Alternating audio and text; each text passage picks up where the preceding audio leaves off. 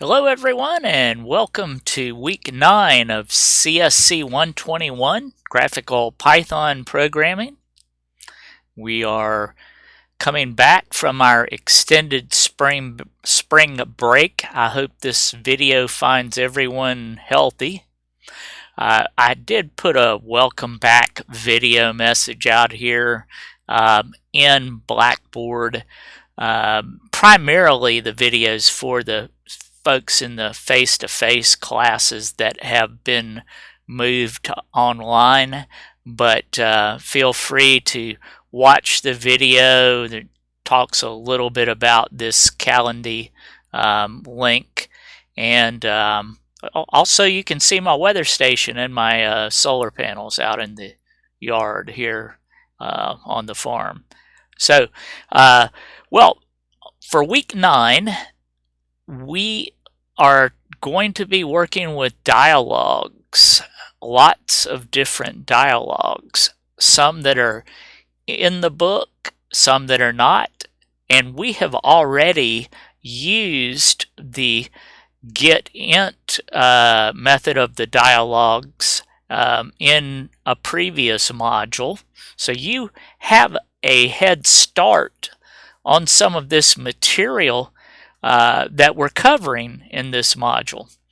But one thing that the book really kind of glosses over this, there are two ways that you can show a dialogue, and I will expand that to say there are two ways that you can show a window to someone.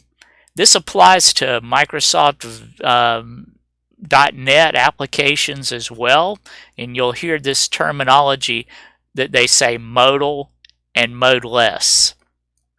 Now it's talked about on page 138 of our textbook, but I basically rewrote what they had in the textbook on page 138 here in the checklist for this week. But here's what it's saying. Modal dialog basically interrupts your application. Your application stops until this dialog is handled. Okay? It does not continue. A non-modal, or what we call modeless dialog, you can minimize it, or you can move it aside, and you can keep working with your application. Some places that you might see a non-modal or modeless dialog used would be for spell checks or something, where you wanted that dialog to stay open where somebody could use it, but you also wanted them to be able to keep typing in whatever application you had going there. So I've created a little Python program to demonstrate these concepts because they are a little bit abstract, and there's nothing really in your book that that does a good job, I think, of showing that. So what I'm going to do is I'm going to pop into the module for module 5, and it is right here, not quite open yet for you folks. And here's the little modal and modeless demonstration, and I actually put the files that I created to show this up there in the module along with a screenshot. So go ahead and download the dialog demo.py and the UI file. As you know, they have to both be in the same folder. And so once you've got those downloaded, then you can open it up with Tawny. There's the dialog demo.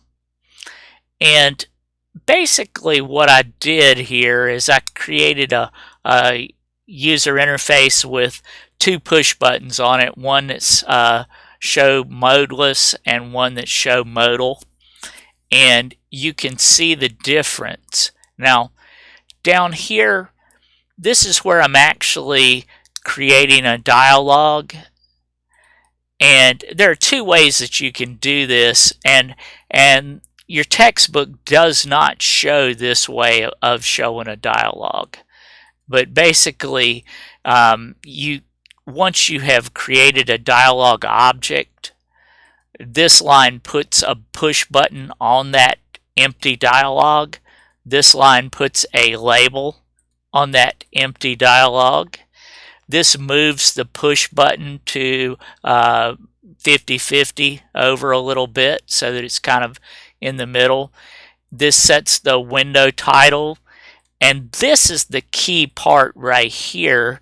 When we want it to be modeless, this is the Qt constant for modeless, and I know it says window modal, but it really translates into modeless.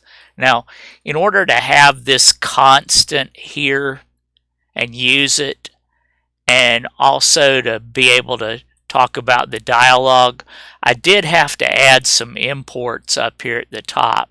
Here's the import to get to that constant for window modal, and here's the import for the push button and the Q label and the Q dialog. I added those to this line right here from PyQt5 Qt widgets. Okay, so that's what I added in order that we could have this dialog and demonstrate it and be able to have this property. Now, the one that's modal is application modal, and what that means is you can't do anything until the person that's running the program can't do anything until they've dealt with this dialog that's showing.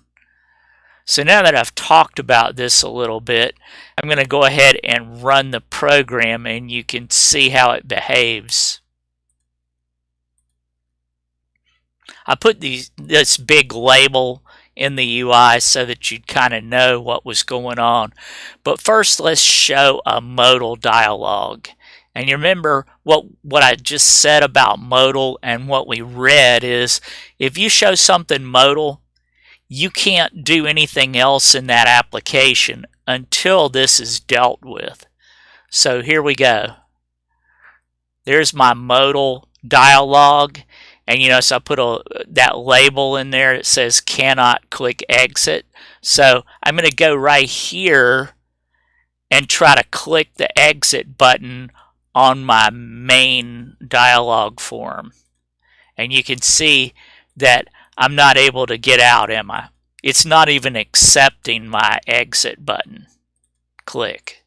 That's because this modal, this dialog is displayed as a modal dialog. And so the only way I can really do anything else in the program is to dispose of this modal dialog. And I didn't really hook anything event to this OK button, so we're not, clicking OK doesn't do anything. Okay, so to dispose of it, I'm going to click the X in the top right here. So click that. Now you can see that my main dialog is responding to events again. Now let's show the modeless one. Remember what we said about modeless? If we show something as a modeless dialog, we can continue to do things in the application. So here we go. This is a modeless dialog. I can actually show the other dialog in here. See?